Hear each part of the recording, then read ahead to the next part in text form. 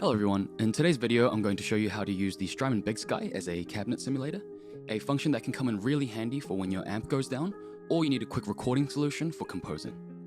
To do this you're going to need a Strymon Big Sky, obviously, as well as some form of overdrive or distortion to emulate the characteristics of an amplifier. So let's look at how this is done.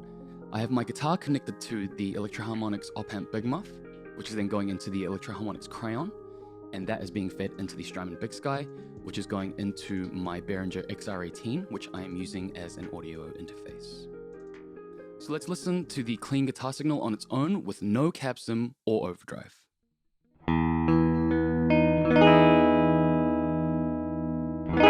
As you can hear, that is quite a lifeless, boring sound. It's essentially just a guitar DI. Let's now engage the overdrive pedal, which is going to add some character to it, and let's see how that sounds.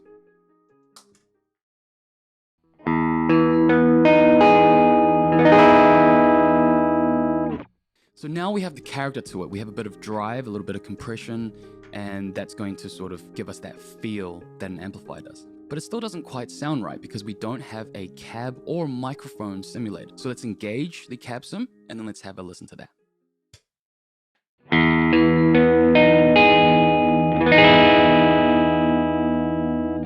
Cool, now that really does sound like a guitar amplifier. Let's compare these sounds together. We'll first do the clean guitar signal on its own, then with the overdrive with no cab sim, and then the overdrive with cab sim. Let's hear how that sounds.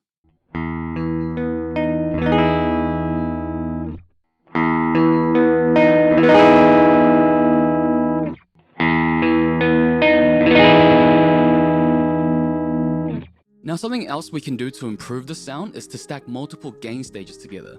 Now, this is why I have the Big Muff here on the board. What we can do now is engage the Big Muff, and it's almost like having a Big Muff going into an amp.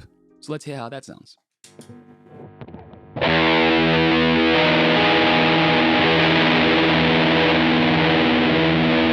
Now, as you can hear, that actually sounds pretty good. And as stated in the start of this video, you can use this as a backup for when your amp goes down, or as a recording solution if you need to quickly get an idea down onto tape. Now, as well as the cab sim on the Big Sky, we can also actually use the reverbs built into this unit, which is what it was designed for. So let's turn the Big Muff off.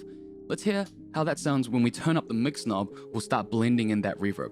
The cab sim actually stays on regardless of whether the pedal is engaged or not. So that's really handy. Let's now mix in some reverb.